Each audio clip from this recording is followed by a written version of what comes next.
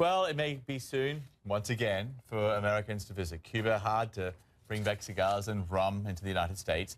President Trump is expected to announce a partial rollback of U.S. policy towards the island nation very soon. Sources say he could tighten trade and travel rules, which were relaxed by the Obama administration. Oh, Mr. Trump once looked into opening hotels in Cuba, but during his election campaign, he took a harder line under pressure from Cuban-American lawmakers. Diplomatic relations between the U.S. and Cuba were restored in 2015. Alex Cherin is a senior vice president for EKA, I can't talk tonight, PR, writes a weekly column on international trade, tourism as well. So, Alex, good to see you. This is not a president who came to office to promote human rights, yet it seems that is the reason that this partial rollback is being put into place by Donald Trump, isn't it?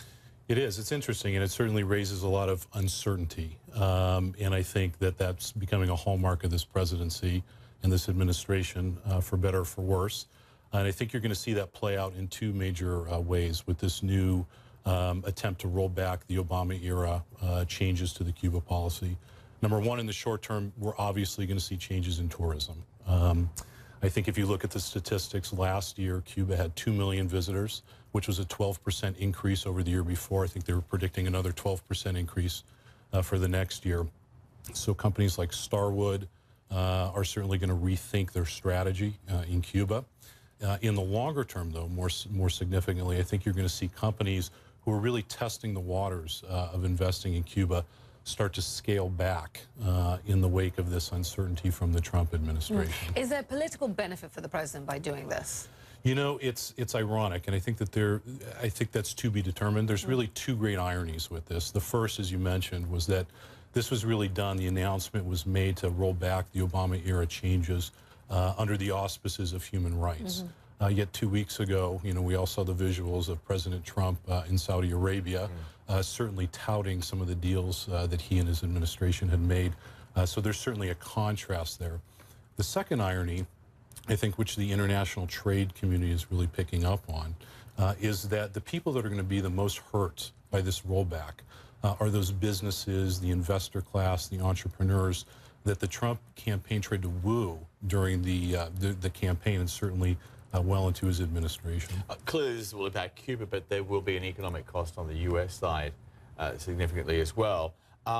Depending on how big that cost is, how many U.S. jobs could be on the line here, could that be a limiting factor in how far the president's willing to go? It absolutely could be, and all you need to do are look at some of the announcements that companies looking to invest in Cuba have made and the type of job creation that would have.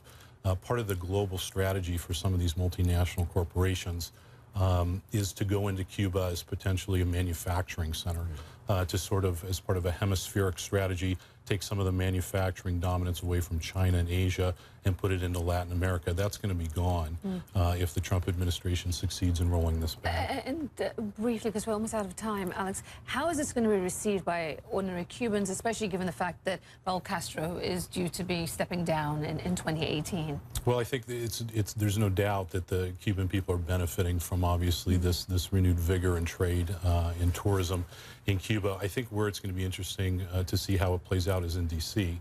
I think you're going to see a rift in the Republican Party over this issue. And I think you have a little bit of a dichotomy. On one hand, you've got Marco Rubio, who obviously was a big advocate for Trump to roll back what the Obama administration has done. Yet on the other hand, just last week you had Senator Jeff Flake, Republican from Arizona, introduce legislation in the Senate that would essentially go further than even the Obama administration did. So I think it's going to be fascinating to watch how this plays out in D.C. Yeah, it's been said before that Donald Trump's problem with Congress is not the Democrats, but the Republicans. With his own party. So it will be interesting. Agreed. Alex, good to see you. Alex, thank you so much. Thank you. You're watching CNN Newsroom live from Los Angeles. I'm Aisha Sasay. I'm John Forrest. We'll be back with more news after a short break.